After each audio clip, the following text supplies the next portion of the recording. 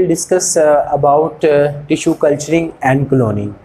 Actually हमने last time sex reproduction in animals वाला topic में पार्थिनोजेनेसिस पार्थिनोकार्पी के अंदर हमने डिस्कस कर चुके हैं। तो आज जो मैं टॉपिक डिस्कस करूंगा वो एसेक्सुअल रिप्रोडक्शन के अंदर ही एक्सप्लेन किया जाता है, जिसको हम कहते हैं टिश्यू कल्चरिंग एंड क्लोनिंग। इन दो टर्म्स को अल्टरनेटिवली कभी प्लांट्स के लिए कभी एनिमल्स के लिए लोग यूज़ कर लेते हैं, but specifically tissue culturing is related to plants and cloning is related to animals. तो हम ब्रीफ इंट्रोडक्शन दोनों का ही देख लेते हैं, टिश्यू कल्चरिंग का भी और क्लोनिंग का भी। ये लॉन्ग है, शॉर्ट है और इसमें से MCQs भी पूछा जा सकता है। तो सबसे पहला what is tissue culturing. Tissue culturing है क्या? टिश्यूज़, कोई भी प्लांट का टिश्यू लेकर अगर हम उसको आर्टिफिशियल मीडिया के अंदर ग्रो करते हैं और फिर से हमें उस जैसा प्लांट मिल जाए, उस टेक्निक को हम बोलते होते हैं जी tissue culturing. Culturing of plant tissue to get the desirable plants, genetical identical plants, तो उसको हम बोलते होते हैं टिश्यू कल्चरिंग। अब इस टेक्निक के अंदर डेफिनेटली ये एक बड़ी कम्प्लेक्स टेक्निक है और इसमें काफ़ी ज़्यादा टाइम भी लगता है, बट मैं आपको पहले बता चुका हूँ कि इसमें हमने ब्रीफ इंट्रोडक्शन पढ़ना है कि कॉमन सेंस में ये एक्चुअली है क्या। तो उसमें 3 स्टेप में मैंने इसको डिवाइड किया है, जिसमें पहला स्टेप मैकेनिज्म की अगर हम बात करें तो सपोज कि ये हमारे पास एक प्लांट है, दिस इज़ आवर प्लांट, ये हमारे पास एक प्लांट है, हम चाहते हैं कि हमें इस जैसा प्लांट और मिले। हम क्या करेंगे, इसका कोई भी टिश्यू ले लेंगे, we will get any tissue from this plant. उसको टिश्यू लिया और उसको ग्रो करवा लिया एक आर्टिफिशियल चैम्बर के अंदर, एक आर्टिफिशियल मीडिया के अंदर। यहाँ पे मीडिया बनाया, इसमें काफ़ी ज़्यादा मीडियाज़ यूज़ होते हैं, रूट के लिए अलग, शूट के लिए अलग, डिफ्रेंसिएशन के लिए अलग, कैलस फॉर्मेशन के लिए अलग। लेकिन हम जनरल बात कर रहे हैं। पहले हमने प्लांट की लेट्स सपोज कैम्बियम में से, जो कि जिनके पास पोटेंशियल ज़्यादा होता है डिवीजन का, क्योंकि उसमें मेरिस्टेमेटिक टिश्यूज़ होते हैं, वो सेकेंडरी ग्रोथ में रोल प्ले भी करते हैं। तो हमने वो कैम्बियम टिश्यूज़ यहाँ पे रखे और उसके अंदर पहले हमने कैम्बियम टिश्यू निकाले and we put that tissue into this media.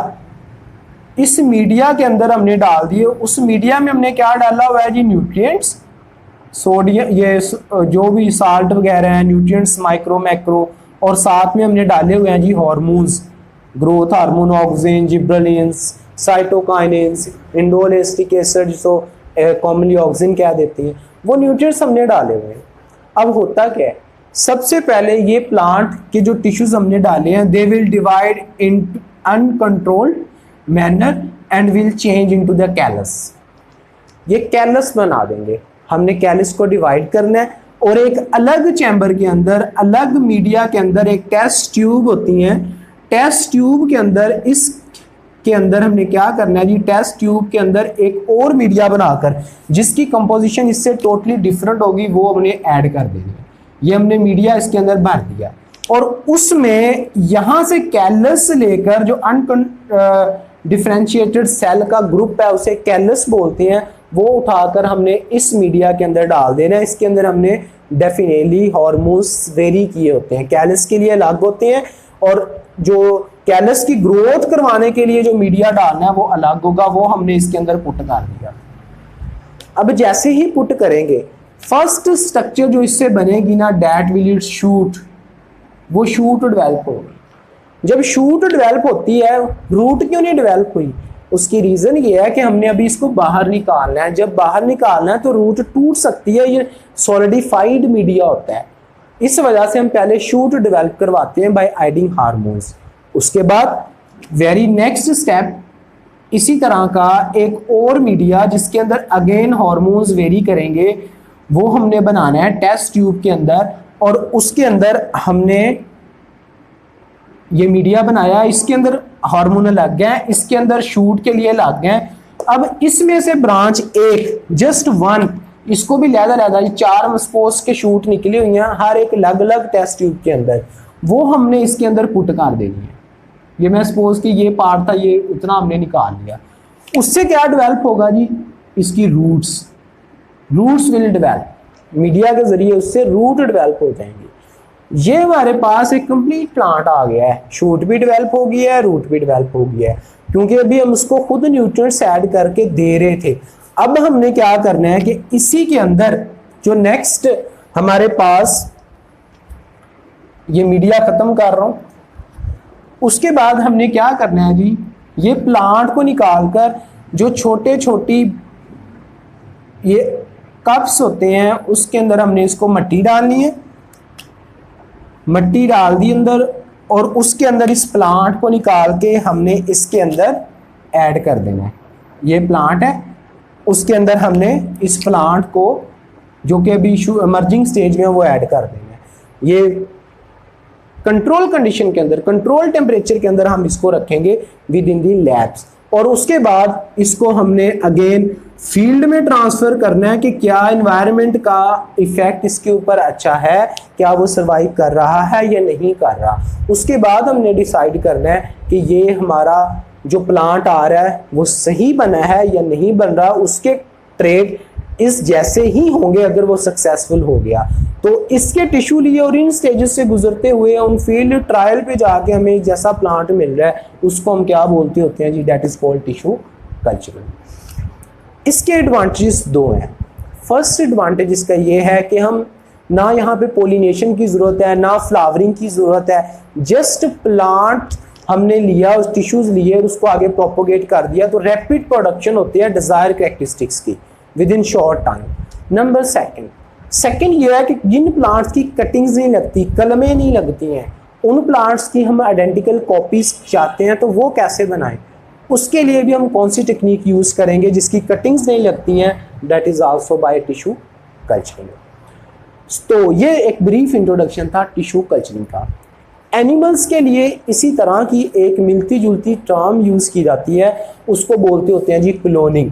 Already discuss in first year, but इस यहाँ पे भी हम करते हैं कि इसमें क्या करते हैं कि एनिमल का एग सेल कल्चर करके हम आइडेंटिकल कॉपीज बना लेते हैं उस इंडिविजुअल की जो हमें रिक्वायर्ड है, जिस जैसी हम कॉपीज चाहते हैं उसका हमने सेल लेकर एग में इंसर्ट करना है, और एग आगे जब मल्टीप्लाई करेगा तो हमें उस जैसे कैरेक्टरिस्टिक्स फिक्स करके वो प्रोड्यूस करके दे देगा। इस कंडीशन को जिसमें आपने एग को मॉडिफाइड करना है और उसमें आपने आइडेंटिकल इंडिविजुअल बनाने हैं, उसको हम बोलते होते हैं क्लोनिंग। क्या मैकेनिज्म है? सपोज कि हमारे पास जो ऑर्गेनिज्म है वो ये प्राइज्ड एक बुल है। प्राइज्ड बुल जो रेस जीता हुआ है, उसकी मीट कंसंट्रेशन अमाउंट बहुत ज़्यादा दे रहा है, काऊ है तो उसकी मिल्क प्रोडक्शन बहुत ज़्यादा है, तो प्राइज्ड बुल, प्राइज्ड हॉर्स जो भी है, हमने उसका सेल निकाला, जिस कोई भी बॉडी सेल, प्राइज्ड बुल का एक सेल निकाल लिया, ये उसका न्यूक्लियस है, इसको कहते हैं, जो नॉर्मल बॉडी सेल निकाला है इसको कहते हैं सोमैटिक सेल, यानी कि ये डिप्लॉइड है, ठीक है, सोमैटिक सेल। अब हमने क्या करना है जी, सोमैटिक सेल हमने ले लिया, हम उस जैसे जानदार चाहते हैं उसी का कोई सेल ले लिया बॉडी से, किसी भी जगह से। अब ये हमारे पास एक फीमेल ऑर्गेनिज्म है, कोई भी हो सकती है, उसका एक हमने फर्टिलाइज्ड एग निकाल लिया, ये फर्टिलाइज्ड एग है, वो सोमैटिक, और ये कौन सा है जी, फर्टिलाइज्ड एग, ठीक है। इसका अपना जो न्यूक्लियस है ना, हमने रेडिएशन डालनी है अल्ट्रा वायलेट यूवी लाइट, उससे हमने इसका अपना जो न्यूक्लियस था वो हमने खत्म कर देना है। Nucleus is destroyed by ultra violet. Cell नहीं टूटना चाहिए, सिर्फ न्यूक्लियस टेक्निक्स है जिससे हम न्यूक्लियस को खत्म कर सकते हैं। उसके बाद क्या करना है जी, हमने डोनर सेल ये है, ये रिसिपिएंट सेल है, हमने क्या किया, इसका भी न्यूक्लियस निकाल लिया, इसका न्यूक्लियस निकाल लिया, और इस सेल का जिसका हमने न्यूक्लियस अल्ट्रा वायलेट डाली तो इसका अपना न्यूक्लियस क्या हो गया, खत्म हो गया, ठीक है, इसका अपना न्यूक्लियस क्या हो गया, खत्म हो गया, इसका न्यूक्लियस निकाल लिया, इसका खत्म कर दिया फर्टिलाइज्ड एग का। उसके बाद हमने क्या करना है, वी पुट दिस न्यूक्लियस, जिस जैसे हम कैरेक्टरिस्टिक्स चाहते हैं वो इस एग के अंदर हमने इंड्यूस कर देंगे, क्योंकि डीएनए के अंदर जेनेटिक मटेरियल होता है, जेनेटिक मटेरियल वो सारा कुछ कंट्रोल कर रहा होता है कैरेक्टरिस्टिक्स को। ये सेल मॉडिफाइड हो गया, इसको दोबारा से हमने क्या कर देना है जी, इम्प्लांट इनटू वॉर्म।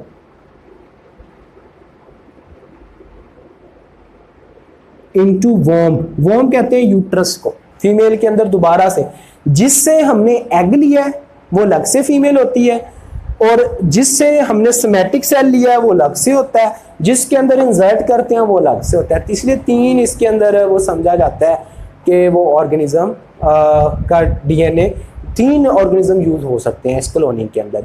जिससे सेल लिया वो लग गया, जिससे फर्टिलाइज एग लिया वो लग गया, जिसके अंदर हमने इम्प्लांट करना है वो लग गया।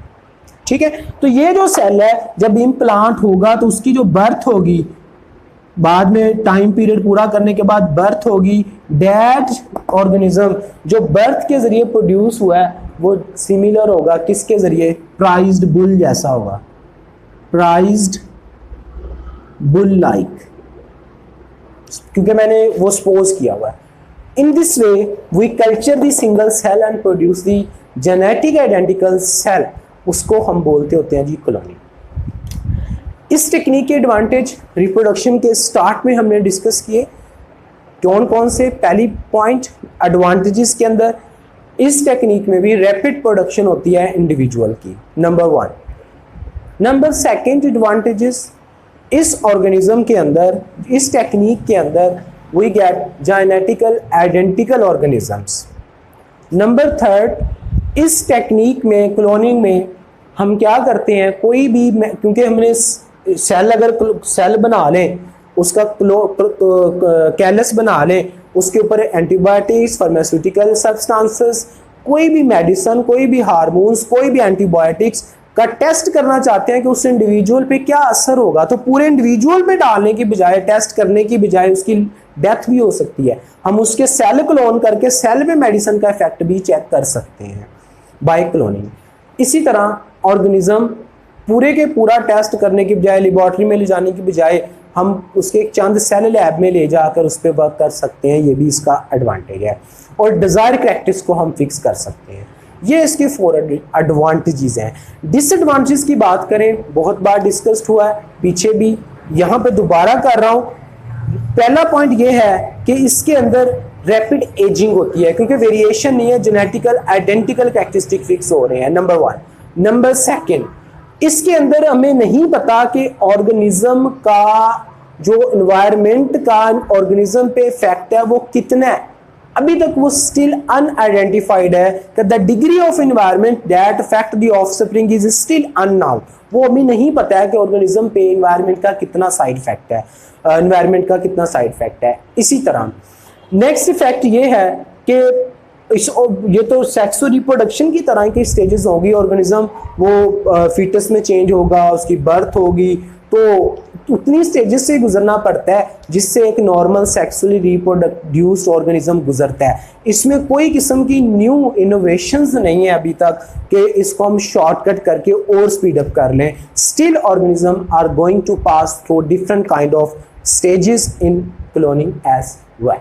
तो ये इसके कुछ डिसएडवांटेज हैं। तो that's all about tissue culturing and cloning.